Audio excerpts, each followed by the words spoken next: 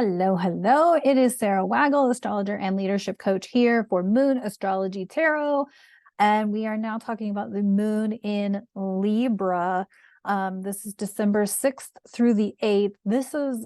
Okay, so we're past the third quarter square. So now the moon is really getting darker. It's not quite to that balsamic moon yet, but it's getting darker, heading towards that new moon that will peak on December 12th. This moon in Libra's kind of been the troublesome sign. That's kind of a bad way of wording it, but what I mean is that because the South Node is in Libra, we then had Venus move through Libra. Of course, she's now in Scorpio, but it's kind of given us a lot of release. And when we go through release, when we have a major life change, whether it's letting go of a relationship, letting go of a job, it's also the holiday season. So there could be a lot of, shifts and bumps with family and drama in that department. There also could be like a job situation or there's something around relationships that is creating sort of this doom and gloom feeling. And so we really could have some emotion around this, of course, verified by this Five of Cups, which is all about mourning or, grieving. And what I will say about this is that I have grieved a lot of friendships that have either let me go or I have let them go. We've parted ways somehow, and most of them did not end well. Okay. I have a Scorpio moon. But you may be ending some relationships on some pretty nasty terms simply based on, just disagreements with belief systems or, an argument or a fight or something like that, or a lot of emotion. Remember that not everybody knows how to manage their emotions. Not everybody knows how not to fly off the handle at the wrong moment. And even some of us who know still do it occasionally. I'm not perfect. I am human too. But my point is that like, it's okay to grieve the loss of relationships, the parting of ways.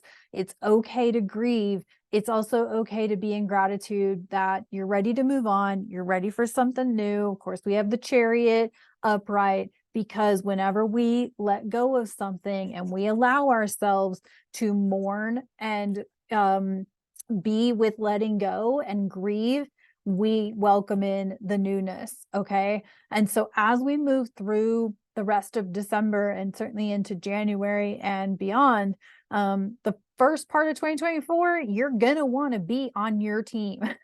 You're going to want to be on your own team, and you're going to want to have people with you who, and this is like totally Pluto and Aquarius, right? And Pluto goes back into Aquarius the early part of our January 20th, 2024. So Aquarius is really about like people working together. It's community, it's groups, it's people who rally together to build each other up, to support each other, who want the same thing, like for the greater good of humanity. And so you're really going to want to be attentive to who's on your team and take the time to feel the emotions. Like if emotions are coming up, if you're sad, if you're heartbroken, that friend that you've been friends with for, lifetime, since junior high is no longer supporting you, is no longer like willing to see you for your truth. Maybe you're not willing to see them for their truth too. This works both ways, right? Relationships take two, no matter what we're talking about. Be with the grief, be with the sadness, be with the damn it, that freaking sucks, right? Energy or feelings, again, feel it in your body, whether that's, you need to just take time to really cry, or you need to blast some rock music and just, bang your head, and not bang your head against the wall, but like bang your head and let your hair fly and all these things. But like be with all the emotions, right? We got Mars in Sagittarius. That could be triggering a lot of anger and a lot of upset. And so I really invite you, as this moon gets darker, these emotions will get thicker, because this is moon in Libra, which means to get to the new moon in Sag, we have to go through moon in Scorpio. Remember what Scorpio is just like? We just had an intense Scorpio season. Anyway, back to this moon Libra.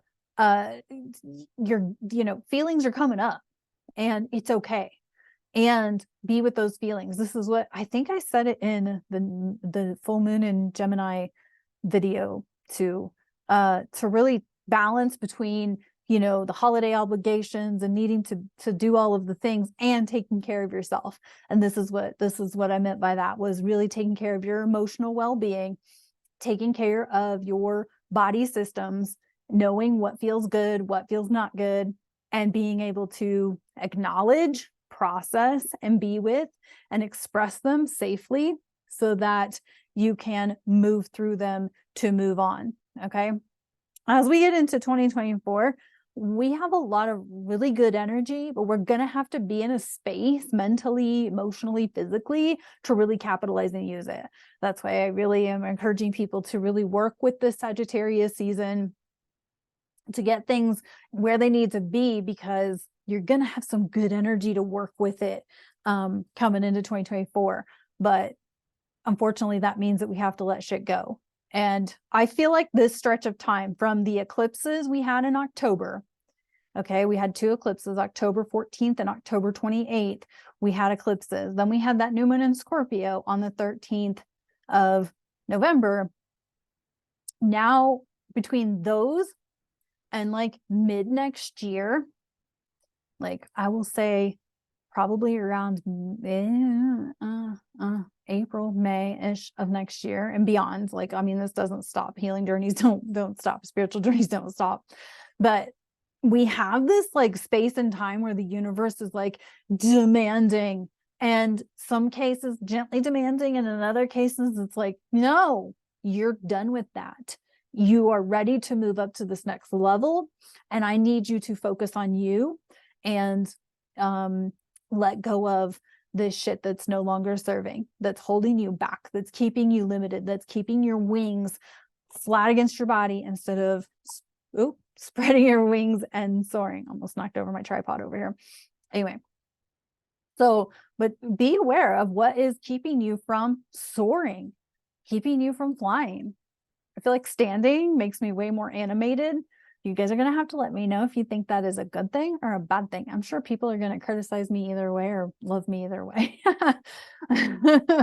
So there's that. But I just figured I would experiment with the standing desk while I have it and until I get my own and all of that. But anyway, okay. So the new moon in Sag video should be posted. So you can go check that out. I'll pop that link in the description below. You can book with me. Of course, the basic, which is sun, moon, rising, the characteristics of your sun, moon, rising, how to work with them, and all of that. That'll help you follow the full and new and full moon videos that I put on YouTube. And then you can get the advanced reading, which is kind of more about like not only your sun, moon, rising, but like what transits are coming up that you may want to be aware of, and things like that. And then I am going to be posting a special for wrapping up 2023 into 2024. That video is going to air on the 15th. So, and there is a surprise in that video. So might be a couple surprises. Actually, no, there's one that I know of for sure. But because I filmed things so far ahead, I'm filming so far ahead of time, I honestly can tell you that by the time December 15th gets here, I'm going to be in a whole different place. Not like, I mean, literally geographically, yes, but also like metaphorically, my energy will be in a different place. I'm actually really using the Mars Kazemi from the Scorpio season to really crank out a lot of work, and I'm loving it. So thanks for tuning in, and I'll talk to you on the next video. Bye.